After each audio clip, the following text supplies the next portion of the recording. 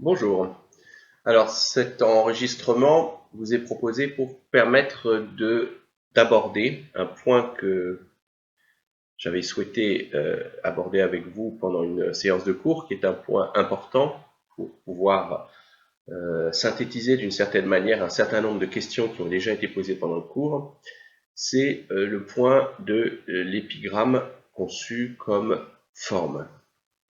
Alors, j'ai mis en ligne un déroulé du cours, comme je le fais habituellement pendant les séances. Vous pouvez donc suivre cet enregistrement vidéo tout en ayant sous les yeux ce déroulé, car il présente tous les éléments que je vais aborder rapidement.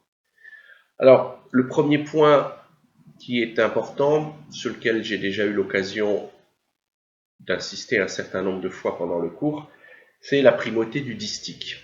Nous l'avons vu, l'économie du distique caractérise, du point de vue de sa définition, le genre épigrammatique. Alors, on peut résumer cela d'un point de vue statistique. Si nous considérons les livres 1 à 12 des épigrammes de Martial, la répartition des poèmes s'y fait de la manière suivante. 242 d'entre eux sont des distiques, c'est donc le plus grand nombre. 199 sont des poèmes de 4 vers. On reste donc sur une forme qui se caractérise par sa très grande brièveté. Et puis, on trouve ensuite des poèmes un peu plus longs, 149 poèmes de 6 vers et 160 poèmes de 8 vers. Donc, comme vous pouvez le voir, même ceux qui adoptent une forme plus étendue restent des compositions marquées par leur brièveté. 8 vers, c'est le maximum que l'épigramme dans l'usage qu'en fait Martial, c'est le maximum en termes de longueur que la composition peut présenter. Pour ce qui est des livres 12 à 14, eh bien là, les distiques sont très largement dominants. Alors, il faut noter, par rapport à ces statistiques, la parité des vers. 2, 4, 6, 8. Donc, à chaque fois, la composition consiste en des séries qui présentent un nombre pair de vers. Alors, il faudrait évidemment se garder d'une interprétation erronée de cette parité. Cela n'a rien à voir avec un principe qui est le principe important pour notre poétique de langue française, qui est celui de la rime, dans le cadre d'une poétique qui repose pour une part importante sur l'usage de la rime. La parité devient un principe nécessaire. Dans le cadre de l'épigramme, il ne s'agit pas de cela, puisque, vous l'avez compris, en matière de poétique latine, il n'est nullement question de recourir à quelque chose qui serait de l'ordre de la rime. Pour ce qui est de la poétique latine, cette parité est liée au principe de l'unité de sens, et dès lors que l'on commence à entrer dans la traduction de la poésie latine, on s'aperçoit que de fait, en général, ce sont des séquences de 2 vers qui forment une unité de sens. Il est rare que l'on puisse établir, lorsqu'on traduit un poème latin, que l'on puisse établir le sens à partir d'un seul vers. Il faut presque toujours lui associer le vers qui suit. Donc on a un système, si vous voulez, de couple, de doublé, qui fonctionne dans le cadre de la composition poétique en latin, et on pourrait dire la même chose de la poétique de langue grecque. Ce qui permet l'usage régulier d'un certain nombre de procédés stylistiques, et en particulier du rejet et de l'enjambement. Ce qui peut paraître parfois, je dirais, une figure de style notable, voire exceptionnelle dans le cadre de notre poétique, celle de langue française, c'est-à-dire le recours au rejet ou à l'enjambement, est en fait un procédé assez récurrent dans le cadre de la poésie grecque ou de la poésie latine, puisqu'il faut 2 vers pour faire une unité de sens, il n'est pas surprenant d'observer assez fréquemment ce principe du rejet ou de l'enjambement entre l'un ou l'autre des deux vers qui forment l'unité de sens. Alors, un certain nombre de théoriciens ont essayé de définir ce que pouvait être l'épigramme d'un point de vue formel. Alors, on peut citer notamment un des grands humanistes de la Renaissance, Jules César Scaliger, qui est l'auteur d'une poétique publiée en 1561, et qui, dans son livre 3 donc, de cette poétique, définit ainsi la forme épigrammatique. Il l'organise en deux catégories, ce qu'il appelle l'épigramme simple et ce qu'il appelle l'épigramme double. Alors pour ce qui est de l'épigramme simple, il considère qu'elle est représentée essentiellement par la production de langue grecque et par un poète latin comme Catulle. Pour l'épigramme double, eh bien, le modèle qu'il invoque, c'est Martial. Et au sujet de Martial, il met en évidence un point qu'il va falloir développer, et je le ferai pour vous. Il met en évidence une structure assez caractéristique qui est la structure antimématique. Alors, qu'est-ce qu'un antimème? Alors, un antimème, c'est une catégorie de syllogisme dans lequel une des prémices est sous-entendue. Il s'agit donc en quelque sorte d'un syllogisme abrégé. Alors, d'abord, qu'est-ce qu'un syllogisme? C'est sans doute la question que l'on peut se poser. Alors, le syllogisme, c'est une forme d'expression qui est tout à fait caractéristique de la logique discursive de la philosophie ancienne. Un certain nombre d'énoncés sont formulés, c'est une longue tradition dans la tradition philosophique de l'Antiquité, sont formulés sous forme de syllogisme. Alors, il s'agit de quoi? Il s'agit de l'expression d'une majeure, donc une première thèse, si vous voulez, qui est la thèse majeure, suivie d'une seconde affirmation, une seconde thèse, que l'on appelle la mineure, et la combinaison de cette majeure, la combinaison plutôt l'association de cette majeure à cette mineure, permettent de conduire à une conclusion. On pourrait aussi employer le terme de conséquence. Alors, je donne un exemple, c'est l'exemple le plus célèbre de syllogisme de l'Antiquité. Socrate est un homme, majeur. Tous les hommes sont mortels, mineur. Donc, Socrate est mortel. Donc, ici, c'est la conclusion. Donc ça, c'est le syllogisme type. Alors, l'antimème, c'est un syllogisme tronqué, c'est-à-dire un syllogisme dans lequel l'une des prémices est sous-entendue. Donc ça peut être la majeure ou la mineure. Alors, je vous en propose quelques exemples dans le corpus des épigrammes de Martial. Donc on peut regarder par exemple l'épigramme 23 du livre 1, l'épigramme adressé à Cotta. Inuitas nullum nisicum quo Cotta lawaris, et dans convivam balnea solatibi, mirabar quarinum quam me Cotta vocaces, iam scium inudum dispiquis setibi. Et la traduction de Malaplate. Tu n'invites que ceux avec qui tu te baignes, et nul n'est invité qu'au bain, tu n'es connu. Je comprends à présent pourquoi tu me dédaignes, je ne t'ai pas charmé quand tu me vis tout nu. Alors, essayons de comprendre la manière dont cet épigramme est structuré, qui peut faire penser à un antimème. Tu n'invites que ceux avec qui tu te baignes. Prémisse. Et nul n'est invité qu'au bain, tu n'es connu. Bon, là, c'est la continuité de la même affirmation. Là, ce n'est pas l'introduction d'une affirmation différente. Je comprends à présent pourquoi tu me dédaignes. Je ne t'ai pas charmé quand tu me vis tout nu. Donc, je comprends à présent pourquoi tu me dédaignes. Je ne t'ai pas charmé quand tu me vis tout nu. Donc, avons-nous affaire ici à la seconde affirmation, donc qui serait la mineure? Avons-nous affaire à la combinaison de la mineure et de la conclusion, ou le passage à la conclusion seule? Alors, on pourrait penser que je comprends à présent pourquoi tu me dédaignes, c'est la seconde prémisse, la mineure. Mais en fait, non, parce que je comprends à présent pourquoi tu me dédaignes, c'est un élément qui est directement lié à ce qui va être la conclusion du poème « Je ne t'ai pas charmé quand tu me vis tout nu ». Vous pourrez résumer ça en une seule et même affirmation. Je ne te charme pas, tu m'as vu tout nu. Il manque un élément, en fait, ici, dans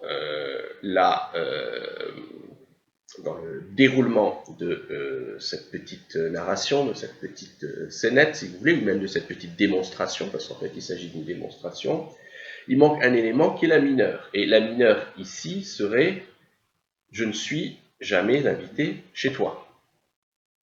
Ou, peut-être plutôt, « tu m'as vu au bain ». Tu m'as vu au bain. Bon. En tous les cas, il y a ici, c'est une structure qui n'est pas facile à résumer, hein, mais en tout cas, il y a ici le passage direct d'une première affirmation qui est « tu n'invites que ceux avec qui tu te baignes » et un second point d'observation qui est « tu me dédaignes parce que je ne t'ai pas charmé quand tu me vis tout nu ». Alors en fait, on pourrait remettre tout cela en place sous la forme d'un syllogisme beaucoup plus structuré, beaucoup plus clair, qui reviendrait finalement à dire « tu n'invites que ceux avec qui tu te baignes ».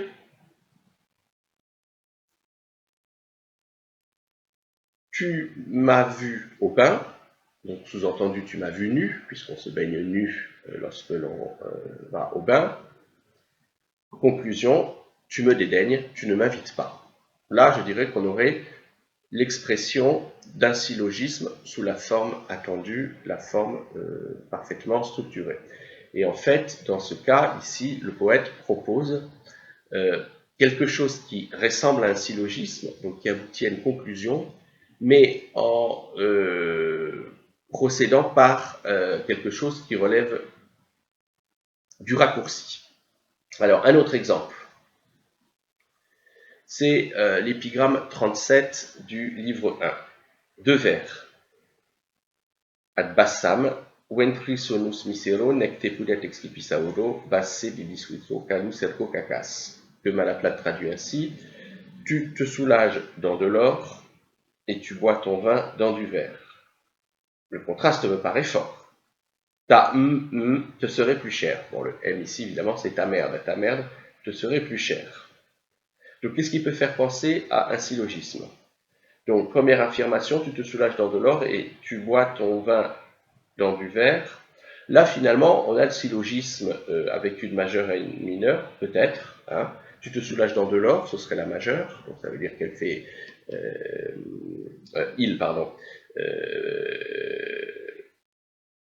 le personnage en question ici fait ses besoins dans de la vaisselle, enfin dans des ustensiles plutôt, dans des ustensiles en or, et il boit son vin dans du verre.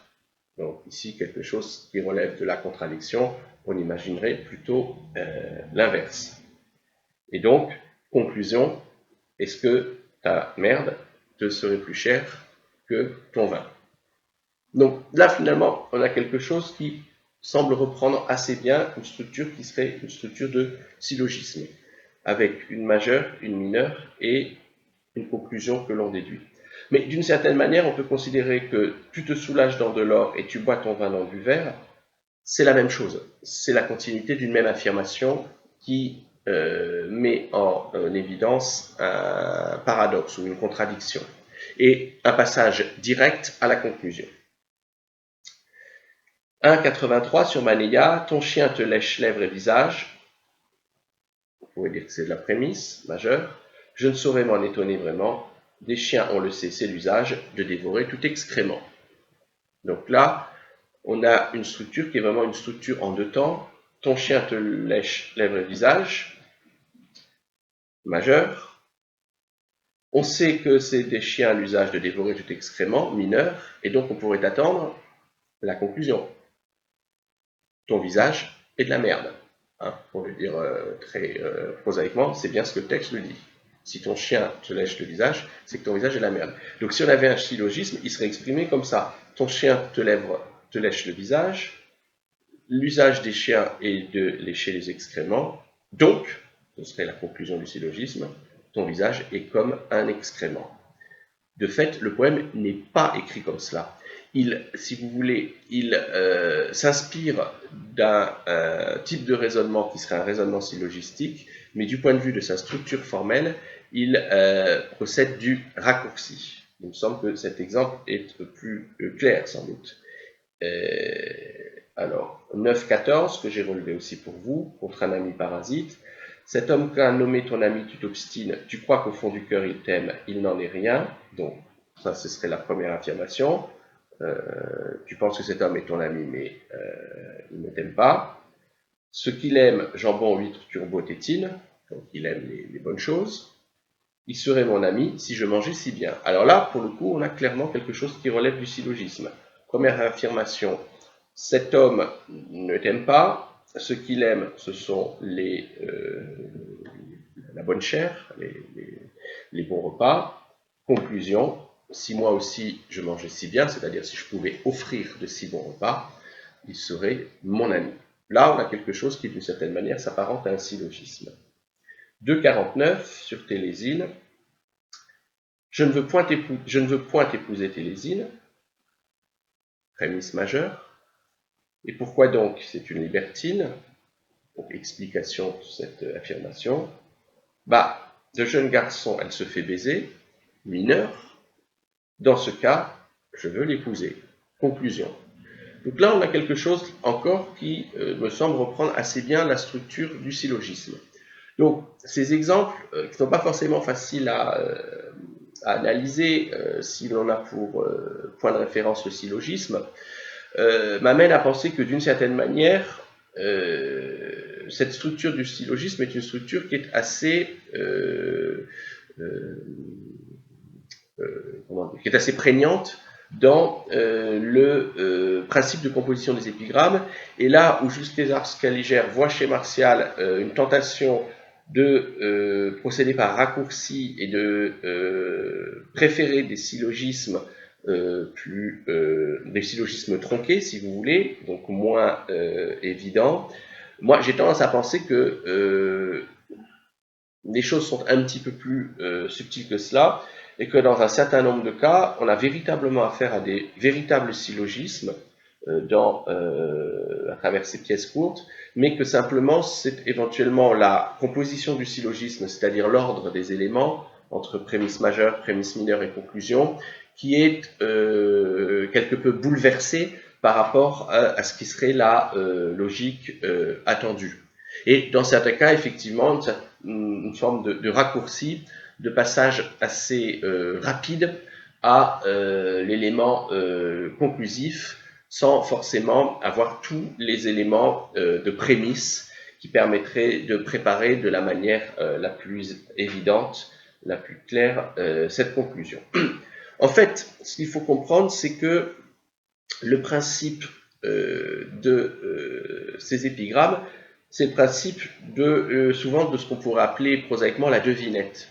En fait, beaucoup des épigrammes de Martial sont des jeux de logique. Martial propose à son lecteur un cheminement, alors très rapide, puisque cela se fait sur 2 ou 4 ou 6 vers, parfois 8, mais les épigrammes à 8 vers ne sont pas tout à fait, je dirais, dans ce cadre du jeu de logique. En général, c'est une inspiration différente. Donc ici, on a quelque chose qui relève de la devinette, du jeu de logique. Vous vous souvenez, j'avais expliqué que dans la tradition de l'épigramme, les blagues, entre guillemets, les bonnes histoires, les histoires humoristiques, les histoires comiques sont un des éléments de l'inspiration. Or, une des caractéristiques de l'histoire amusante,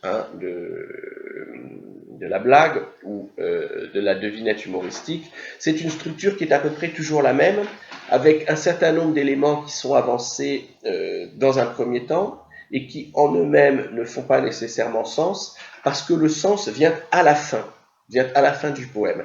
Ce sont le dernier mot, les derniers mots ou le dernier vers qui permettent de comprendre toute la stratégie qui a été mise en place dans les éléments précédemment énoncés. Et je crois que le dernier exemple que je viens de citer, celui sur Télésine, est assez révélateur de cela. Je le redis, je ne veux point épouser Télésine, et pourquoi donc c'est une libertine? Bon voilà, un poète qui déclare qu'il ne veut pas épouser une libertine. Bah, de jeune garçon, elle se fait baiser, donc ça semble vouloir simplement confirmer le fait qu'elle soit une libertine, et que par conséquent, il est normal de ne pas souhaiter l'épouser. Et puis, la pointe finale, qui vient renverser complètement la logique qui avait été mise en place et qui vient donner tout le sel du texte. Ah, dans ce cas, si elle est libertine au point de se faire baiser par de jeunes garçons, là, elle m'intéresse et je veux bien en faire ma femme. Le lecteur, évidemment, rétablira la totalité du sens et comprendra que ça devient intéressant pour le poète car il pourra bénéficier, lui aussi, des jeunes garçons qui semblent entourer la fameuse Télésine. Alors, ce rôle de la pointe, c'est-à-dire le dernier mot, les derniers mots qui viennent donner le sens du poème et qui vont, dans certains cas, provoquer la vis comica, c'est-à-dire la force comique du texte, a bien été mis en évidence assez tôt par différents commentateurs. Et on peut citer ici par exemple l'art poétique de Boileau. Bon, je pense que c'est un texte que tout le monde connaît, donc je ne vais pas le contextualiser. Donc je rappelle la date, 1674, dans lequel Boileau définit ainsi l'épigramme, et je cite, l'épigramme n'est souvent qu'un bon mot de deux rimes ornées. Donc Boileau insiste sur la composition, alors ce qu'il appelle deux rimes, c'est-à-dire deux vers, et un bon mot. Donc la dimension qui peut être une dimension comique ou au moins spirituelle du texte. Donc, d'après la définition que donne Boileau, l'épigramme serait un poème très bref que vient conclure une pointe satirique. C'est le fameux bon mot. Le bon mot, ça se termine par une pointe. Alors, le mot existe en latin pour désigner ce trait formel. Pointe, en latin, ça se dit acumen ou aculeus. Et de fait, les auteurs, de même que les rhéteurs de langue latine, utilisent dans leur description ce terme-là pour désigner une certaine forme d'écriture où il faut attendre en quelque sorte la fin du texte pour pouvoir en tirer tout le sel et en comprendre tout le sens. Si vous voulez, la pointe, hein, pour le résumer en termes très simples, c'est un peu l'équivalent de ce qu'est dans un roman policier la dernière ou les dernières pages, hein, quand c'est un bon roman d'Agatha Christie, le moment où le détective, donc Hercule Poirot par exemple, vient rejouer toute l'histoire et vient retirer tous les fils et donner les clés de l'énigme qui avait été initialement posée. Évidemment, tout le monde sait bien que dans un roman policier, si l'on commence par lire la fin, donc on connaît la fin, tout ce qui précède n'a plus d'intérêt. Hein. Tout ce qui fait l'intérêt du roman policier, c'est la manière dont on prépare sur la longueur cette fin qui va venir donner son sens à tout ce qui précède. Et si l'on enlève la fin, si l'on supprime la fin d'un roman policier, c'est tout le roman qui tombe. C'est la même chose pour une histoire comique ou une blague. Vous savez bien qu'assez souvent, c'est la dernière partie de l'histoire qui donne son sens à l'histoire et qui va faire rire. D'où le fait que lorsque vous vous mettez à raconter une histoire comique et que vous oubliez en cours de route la fin de l'histoire, eh bien, tout tombe, tout s'écroule et ce qui devait être une histoire comique devient un magnifique raté. Alors, un autre théoricien, stylisticien, Pontanus, a lui aussi dans ses livres consacrés à l'écriture poétique, donc les Poeticarum Institutionum Libri Press de 1597, a lui aussi défini en termes assez clairs la structure de l'épigramme en écrivant conclusione metimur totum epigramma, c'est par la conclusion, conclusione metimur totum epigramma, que nous pouvons mesurer tout l'épigramme. Donc tant qu'on n'a pas la conclusion, tant qu'on n'a pas la fin, tant qu'on n'a pas la pointe, finalement, l'épigramme n'a pas de sens et l'épigramme ne tient pas. Il faut donc arriver à la fin pour pouvoir le comprendre. Ce qui est résumé de la même manière par un autre théoricien, Colleté, dans son traité de l'épigramme et du sonnet, 1658, qui écrit en latin, donc pour caractériser ce qu'est l'épigramme, respice finem, regarde la fin. Voilà, regarde la fin. Donc, il faut avoir en vue la fin du poème. Alors, je vous en donne un exemple, l'épigramme 10 du livre 1 sur Gémélus et Maronille. Gémélus voudrait bien épouser Maronille. Il la presse, lui fait sa cour de la façon la plus gentille. La comble de cadeaux lui dit qu'il meurt d'amour. C'est donc une beauté? Non, sa laideur repousse. Qu'a-t-elle alors pour plaire à ce point? Elle tousse.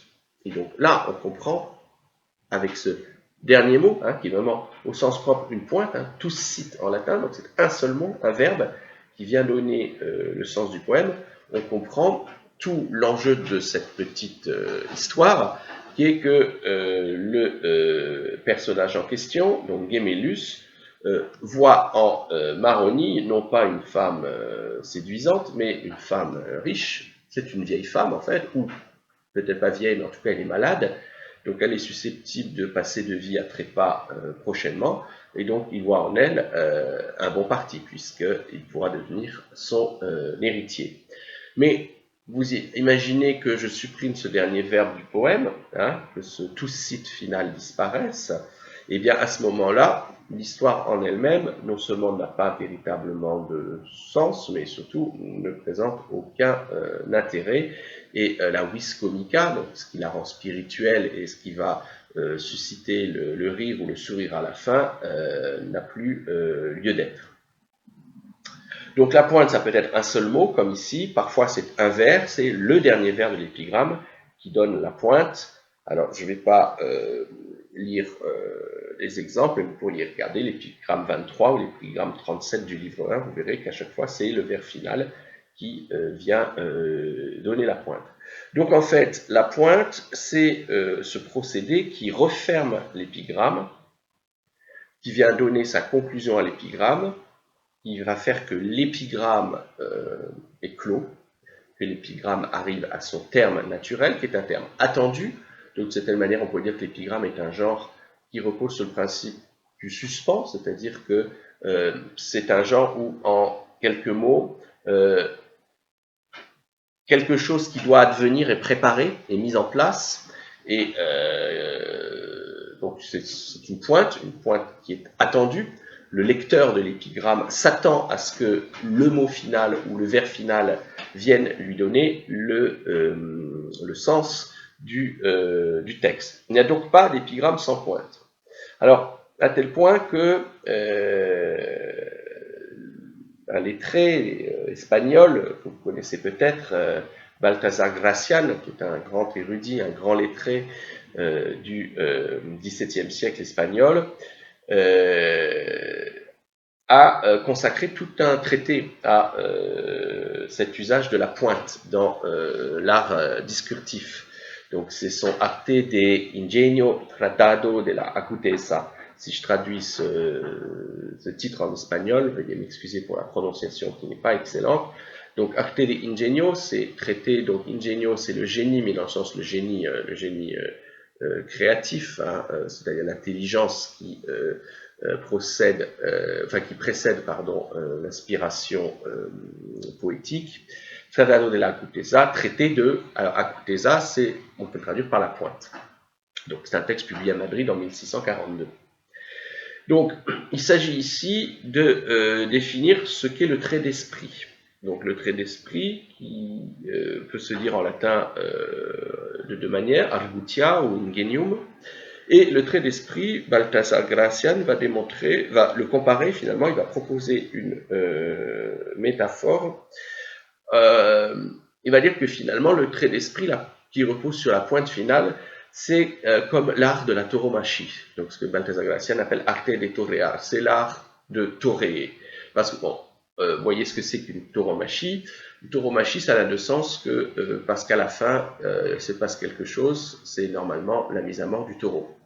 Et tout le spectacle qui précède, qui peut être très très long, et qui peut mettre en jeu toute une série donc, de passes, de combats, de gestes, etc.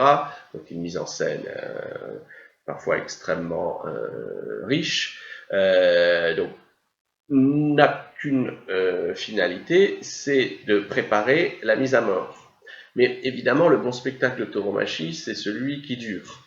C'est celui où tout est fait pour faire attendre le plus longtemps possible et pour repousser d'une certaine manière le plus longtemps possible cette mise à mort.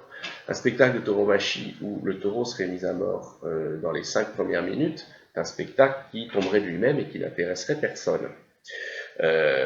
Donc on pourrait dire, enfin bon, Gracian est un espagnol, donc il emploie cette métaphore de la tauromachie, mais d'une certaine manière, on pourrait employer d'autres métaphores, hein, celle du combat de boxe par exemple, c'est pareil, il n'y a rien de plus ennuyeux qu'un combat de boxe où l'un des adversaires est mis KO dès le premier coup.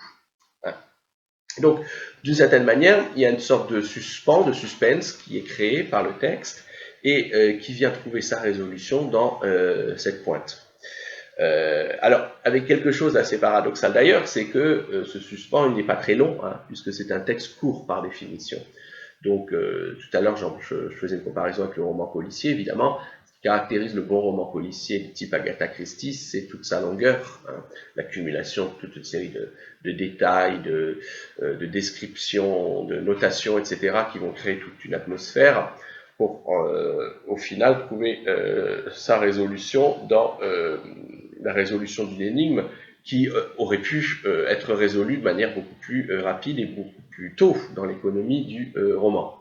Alors, l'épigramme, ce n'est pas cela, hein, ce n'est pas un grand texte qui vient trouver ensuite sa résolution dans une énigme finale. C'est un texte qui crée un effet de suspens, mais un effet de suspens dans la brièveté, dans la concision, et c'est ça qui donne à la pointe tout son relief, c'est que d'une certaine manière, la résolution arrive très vite, mais bien qu'elle arrive très vite, elle crée quand même, toujours, systématiquement, un effet de surprise. Et l'effet de surprise repose en grande partie sur la brièveté de l'ensemble. Alors, selon Gracian, justement, Martial est exactement l'auteur emblématique de cette manière d'écrire. Dans le traité de Gracian, Martial est présenté comme le prince de la pointe, un modèle insurpassable de la subtilité. Alors, j'ai cité tout à l'heure le texte de Colleté, donc un théoricien français. Donc, son Colleté, alors je reprends la référence, Colleté, voilà, je retrouve mes notes, c'est le traité de l'épigramme et du sonnet. Alors, c'est intéressant que Colleté mette en relation épigramme et sonnet, parce que si on voulait trouver une sorte d'équivalent de la forme épigrammatique dans notre poésie française, alors évidemment, l'épigramme existe aussi dans la tradition poétique française, bien qu'il ne s'agisse pas d'une forme, je dirais, classique et beaucoup pratiquée. En revanche, nous trouvons sans doute d'un point de vue formel un équivalent assez intéressant à étudier en parallèle en la figure en la forme plutôt du sonnet, et en particulier le sonnet classique. Alors, je précise, avant de continuer, que toutes ces références aux théoriciens de l'épigramme, je les emprunte à l'ouvrage que j'avais mentionné dans votre bibliographie indicative, l'ouvrage de Pierre Laurence, qui s'appelle L'abeille dans l'ambre. Vous voyez, c'est un ouvrage assez épais, assez gros, hein, donc très très riche, très érudit, qui reprend justement toute cette question du genre épigrammatique, alors en s'appuyant essentiellement sur la littérature de l'Antiquité, donc grecque et latine, mais en balayant en quelque sorte aussi toute la tradition de cette écriture de l'épigramme jusqu'au XVIIe siècle, puisque l'épigramme est un genre qui a eu cours et qui a été extrêmement populaire tout au long de la Renaissance, hein, et puis jusqu'au XVIIe siècle. C'est vrai que c'est à partir du XVIIIe siècle que le genre semble connaître un déclin et ne plus véritablement intéressé l'inspiration des poètes ou des érudits. Voilà, pour la référence bibliographique. Alors je poursuis. Le parallélisme avec le sonnet, il est aussi intéressant à travers d'autres éléments formels qui sont récurrents dans l'épigramme, alors que je vais passer en revue rapidement. D'abord, la répétition, ce qui est un procédé très important de l'écriture, de la composition épigrammatique, et qui me semble aussi être un procédé important de la composition du sonnet. Alors, je parle du sonnet vraiment, le sonnet, je dirais, classique, tel qu'on compose, par exemple, à la Renaissance. Évidemment, si on s'intéresse à des sonnets romantiques, on ne trouvera pas on ne trouvera pas en tout cas dans la même mesure cette caractéristique. Mais donc la répétition, la structure dialectique et le retour du mot et le jeu sur le mot, donc ce qu'on appelle, du point de vue des figures de style, l'anaphore. Également la variatio, mais ça je dirais que c'est un procédé rhétorique qui est caractéristique de toute l'écriture de l'Antiquité, donc je n'insisterai pas longtemps. Et enfin, dernier élément qui est assez caractéristique du sonnet, c'est la spécularité, avec donc des effets de miroir assez fréquents. Alors, ces procédés, répétition, structure dialectique, donc retour du mot, anaphore ou spécularité, sont des procédés qui sont particulièrement adaptés à l'esthétique des poèmes à forme fixe. Et c'est pour ça que l'on peut introduire ici le sonnet, puisque le sonnet, c'est une composition poétique à forme fixe, et c'est aussi une composition qui a la particularité de se caractériser par sa relative brièveté. Alors évidemment, en comparaison de nos épigrammes antiques, le sonnet paraît déjà un poème assez long, mais du point de vue de la tradition poétique qui est la nôtre, celle de la modernité, le sonnet est finalement une forme qui se caractérise aussi par sa grande brièveté. Alors, l'effet de spécularité ou le procédé de répétition dans ces compositions à forme fixe est souvent lié à une structure qui est une structure que l'on pourrait résumer comme relevant d'un axe vertical. C'est-à-dire qu'un mot ou un groupe va se trouver répété au même endroit dans le vers à mesure que les vers se succèdent. Alors, je vais vous donner quelques exemples de compositions qui sont des compositions caractéristiques de l'épigramme.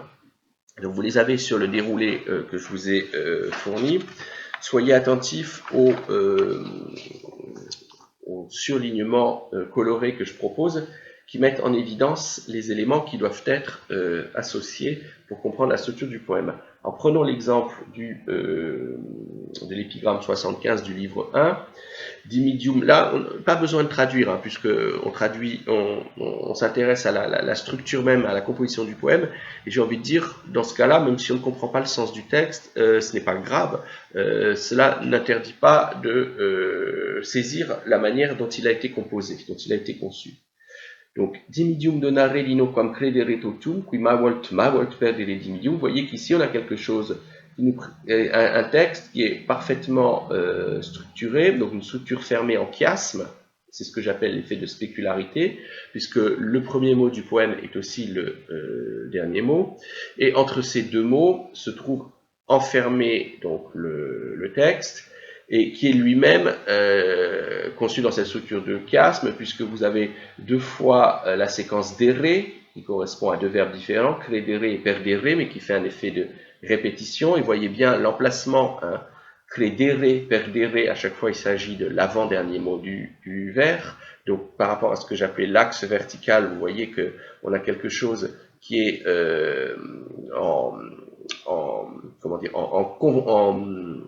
je ne trouve pas mon terme. Je pensais à consonance, mais c'est pas ça. Qui est en. Oui, bon, on pourrait dire consonance, mais consonance, ça s'appliquerait plutôt à la fin des vers, puisque c'est le dernier son qui reste, qui est en En concordance, voilà, c'est cela que je cherchais, c'est le terme concordance. Donc, à chaque fois, l'avant-dernier mot du poème présente une séquence finale, d'un point de vue sonore, qui est la même. Et puis, vous avez au centre donc, de ce double chiasme, vous avez un verbe qui est répété 2 fois, mawalt, mawalt. Donc je pense ici que les couleurs marquent bien la structure du texte. Donc structure fermée en chiasme, spécularité. Alors, sur l'effet de répétition, qui peut parfois reproduire une structure qui serait celle du chiasme, je relève un exemple de poésie française emprunté aux regrets de Du Bellay, c'est le sonnet 12. Alors, les regrets de Du Bellay, c'est vraiment un recueil dont je vous recommande la relecture par rapport à la lecture des épigrammes.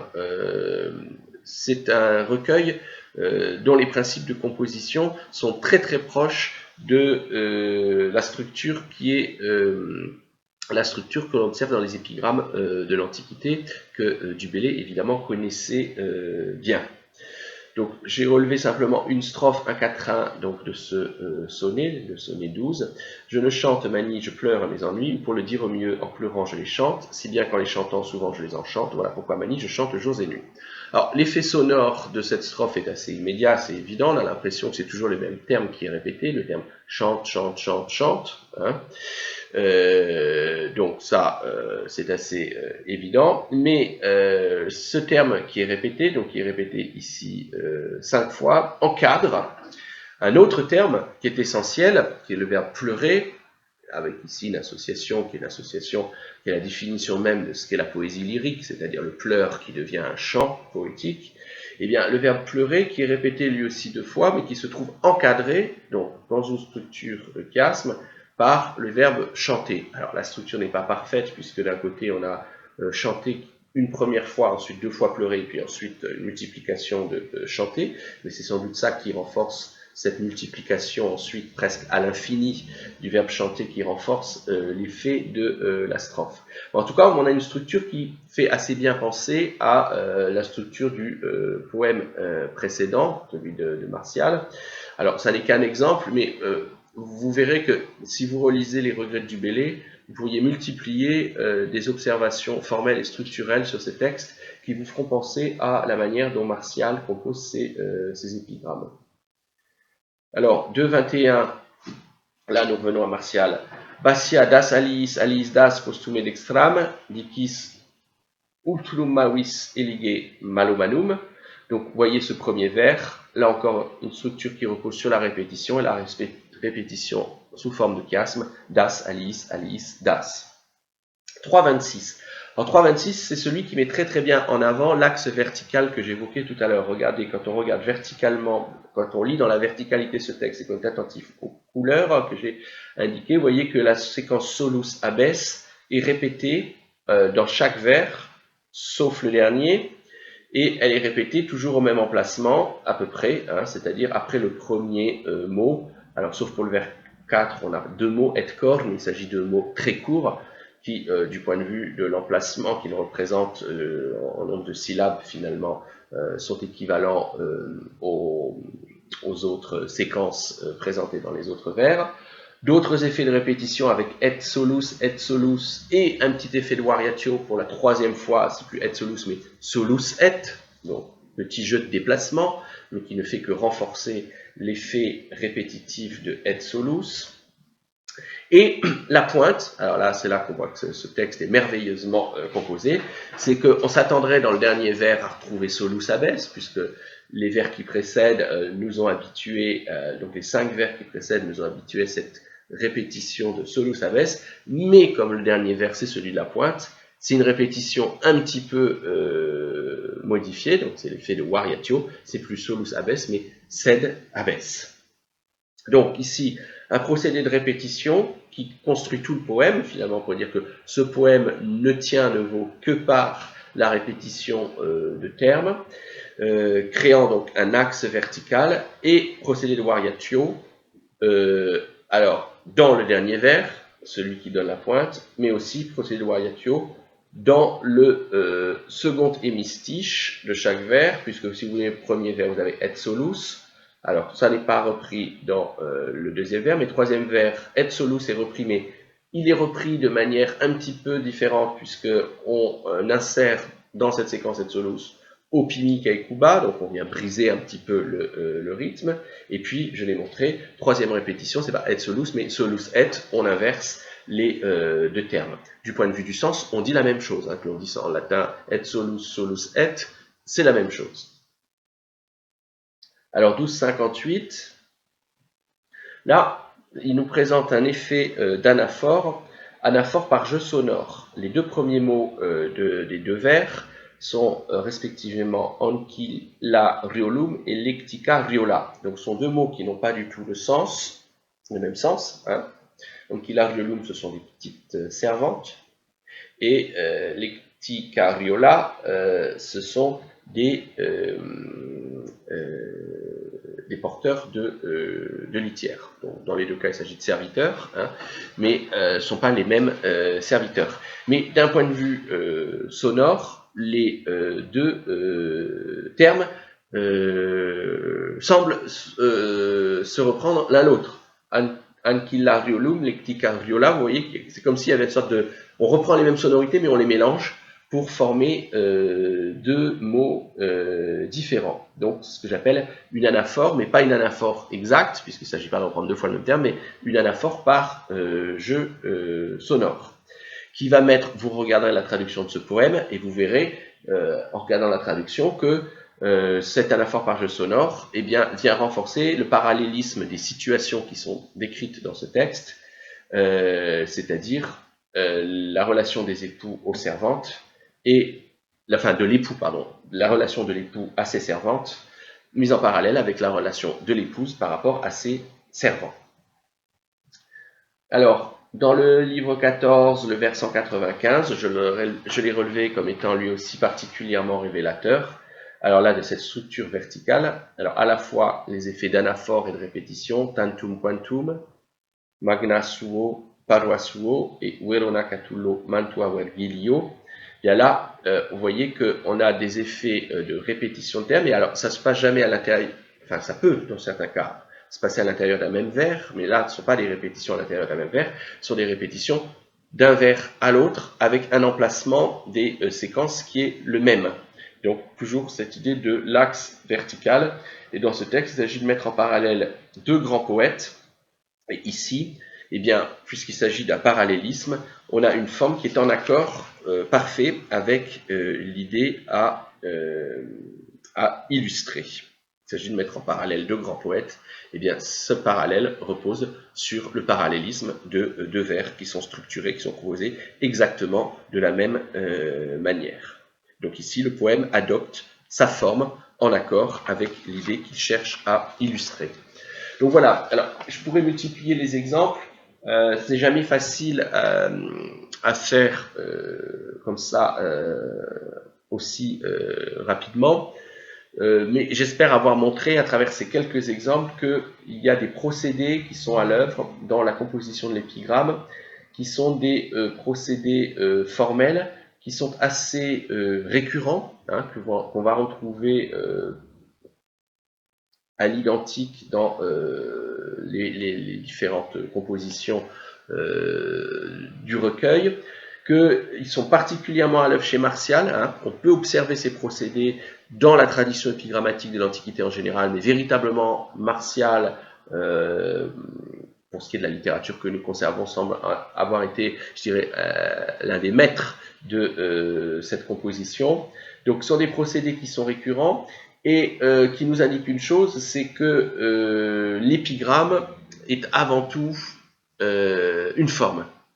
Vous l'avez vu, je n'ai pas commenté véritablement le sens de ces textes lorsque je vous ai montré comment les procédés étaient mis à l'œuvre. Il suffit simplement de regarder le texte, de l'avoir sous les yeux, et un certain nombre d'éléments s'imposent d'eux-mêmes. Et puis, si le texte est lu, il est prononcé. Je vous rappelle que dans l'Antiquité, il n'y a pas de lecture silencieuse, donc toute composition, quelle qu'elle soit, est destinée à être lue à haute voix pour un public, eh bien, il y a des effets sonores qui s'imposent immédiatement à l'oreille du fait de cette composition si particulière de l'épigramme. Voilà, donc j'espère avoir été assez clair. C'est une partie qui est importante, qui est essentielle pour comprendre ces œuvres, mais qui n'est jamais simple à expliquer de manière rapide. Si vous avez le temps, un jour évidemment, je vous recommande la lecture de cet ouvrage qui détaille de manière très très étendue tous ces éléments. Maintenant, voilà, je pense que c'est une lecture qui requiert beaucoup de temps, et donc j'imagine que vous n'avez pas ce temps-là dans l'immédiat, mais vous verriez que l'auteur montre comment il existe toute une tradition donc, qui perdure à travers les siècles de la composition épigrammatique qui repose essentiellement sur la reprise de structures formelles qui sont des structures formelles assez typiques, hein, assez canoniques de l'épigramme, beaucoup plus que sur la reprise de motifs ou de thèmes, car comme nous l'avons vu, enfin je crois que nous l'avons vu assez clairement jusqu'à présent, il n'y a pas véritablement de sujet qui serait un sujet caractéristique de l'épigramme. Du point de vue des motifs ou des thèmes, l'épigramme peut traiter de tout. Bien. Donc, j'arrête là cette séance filmée et je vous proposerai vraisemblablement une autre séance plus rapide pour conclure ce cheminement à travers le champ épigrammatique. Je vous remercie.